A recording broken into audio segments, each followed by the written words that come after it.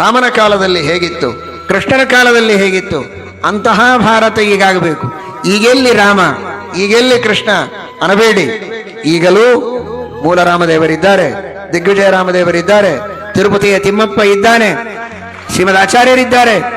ಪುನಃ ರಾಜ್ಯದ ಸ್ಥಾಪನೆ ಮಾಡುವುದಕ್ಕೆ ಸಾಧ್ಯ ಇದೆ. ಎಲ್ಲರೂ ಮನಸ್ಸು ಮಾಡಿ ಶ್ರದ್ಧೆಯಿಂದ ನಡೆಯಿರಿ, ಹೊಸ ಹೆಜ್ಜೆಯನ್ನಿಡಿ. ತ್ಯಾಗ ಹಾಗೂ ನಿಷ್ಠೆ ಇವುಗಳಿಂದ ಹೆಜ್ಜೆ ಹಾಕಿ ನಿಶ್ಚಿತವಾಗಿಯೂ ನಾವು ಗುರಿಯನ್ನು ಸಾಧಿಸಲಿಕ್ಕೆ ಸಾಧ್ಯವಿದೆ. ವಿಘ್ನಗಳು ಸಾಕಷ್ಟು.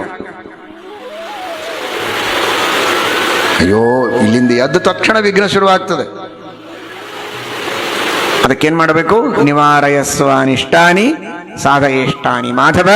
ಅಂತಹ ಎಲ್ಲಾ ವಿಘ್ನಗಳನ್ನು ಕಳೆದು ನಮಗೆ ಶಕ್ತಿಯನ್ನ ಕೊಡ್ಲಿ ಅಂತ ವೆಂಕಟೇಶ ದೇವರಿಗೆ ಸೇವೆ ಮಾಡಿ. ಧ್ವನಿ ಇದೆ ಅಂತ ಒದರ್ತಾ ಇದ್ದೇನೆ ಅಂತ ತಿಳಿಬೇಡಿ, ಅರ್ಥ ಮಾಡಿಕೊಳ್ಳಿ, ಇಂಟ್ರಾಸ್ಪೆಕ್ಷನ್ ಮಾಡಿ, ಆತ್ಮಾವಲೋಕನ ಮಾಡಿಕೊಳ್ಳಿ. ವೆಂಕಟೇಶ ದೇವರಿಗೆ ಪ್ರದಕ್ಷಿಣೆ ಹಾಕ್ತೀರಿ, ನಮಸ್ಕಾರ ಹಾಕ್ತೀರಿ. ಹನುಮಂತ ದೇವರಿಗೆ, ರಾಯರಿಗೆ ಪ್ರದಕ್ಷಿಣೆ ಹಾಕ್ತೀರಿ, ನಮಸ್ಕಾರ ಹಾಕ್ತೀರಿ.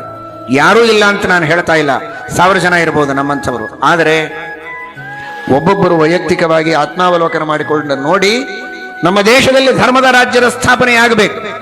ಎಲ್ಲರೂ ಧಾರ್ಮಿಕರಾಗಬೇಕು, ಎಲ್ಲರೂ ಸುಖವಾಗಿ ಜೀವನವನ್ನು ಮಾಡಬೇಕು, ದೇವರಲ್ಲಿ ಭಕ್ತಿ ಇರಬೇಕು, ನನಗೂ ಇರಬೇಕು, ನನ್ನವರಿಗೂ ಇರಬೇಕು. ಇದಕ್ಕಾಗಿ ಪ್ರದಕ್ಷಿಣೆ ನಮಸ್ಕಾರ ಹಾಕಿದವರು ಯಾರು, ಎಷ್ಟು ದಿನ, ಎಷ್ಟು ಹೊತ್ತು ಹೇಳಿ?